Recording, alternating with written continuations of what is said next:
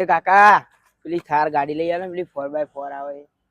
અલા સાચી વાત છે, બંગલો લઈએ કલોલમાં મોટો. પણ ગાડી આ કે છે ગાડી લેવી, તું કે છે બંગલો લેવો છે, આપડા જોડે ચો પૈસા છે? આ ખેતર વેચી તો રોટ જ એન્ટ્રી છે, મસ્ત પૈસા આવે. હો પેચી મારા અમે શું કામ ની છે, જો પડી જ રહી છે ને કેમ નહીં શું આપી દીધું આને? આને શું આપ્યું તારે જાણવું છે? આજ જમીન માંથી રોટલા ખાધા છે, અનાજ પેદા આ જમીને આપણને કરી આલ્યું છે. ઘઉં, ચોખા, શાકભાજી આજ જમીન માંથી પેદા થયું, બરાબર. અને હું મારા છોકરા, હું એવું વિચાર રાખું કે આ જમીન હાચવી રાખે અને એ લોકો આ જમીનનું અનાજ ખાય, તો આપણે બજારમાંથી વેચાતું ના લાવવું પડે. અને મોંઘવારી એટલી હદે જતી રહી છે ને કે એ લોકો નહીં ખાઈ શકે, બરાબર. સાચી વાત છે કાકાની બકા.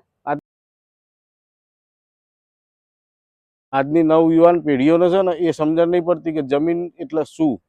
જમીન એટલે શું? જમીન પહેલી તો આપણી માં થાય, બરાબર. આ માં છે આપણી, અને માને વેચવાની મારી એવી ઈચ્છા છે કે કોઈ જ ખેડૂત જમીન ના જરૂર હોય ને તો બિલકુલ ના વેચો. પોતાના નવા શોખ પૂરા કરવા માટે કોઈ ખેડૂત તો જમીન ના વેચો, કારણ કે આ જ જમીન છે ને આપણને રોટલા પૂરા કરશે, શાકભાજી પૂરા કરશે, બરાબર.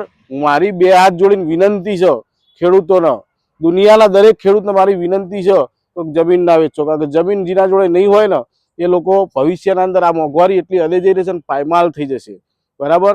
અને ઉપર બેઠો એ જગતનો નાથ, એ આખી દુનિયાને ચલાવે છે. અને નેચર બેઠેલો આ જમીન જે ખેડૂતો છે એ તાત એ દુનિયાને ખવડાવે છે. તો મહેરબાની કરીને જમીન ના વેચો. મારું આ મારા વિડીયોના અંદર મારું આ જ કહેવું હતું.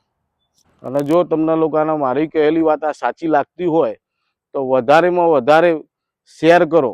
આખી દુનિયામાં આ મેસેજ પહોંચવો જોઈએ.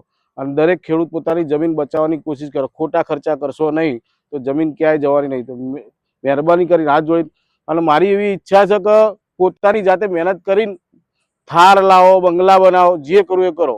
અને જો તમને મારો આ વિડીયો ગમ્યો હોય ને તો લાઈક કરો, શેર કરો, વધારે શેર કરો. અને ગમ્યું હોય ને તો વધારે તમારી ચેનલને સબસ્ક્રાઈબ કરો.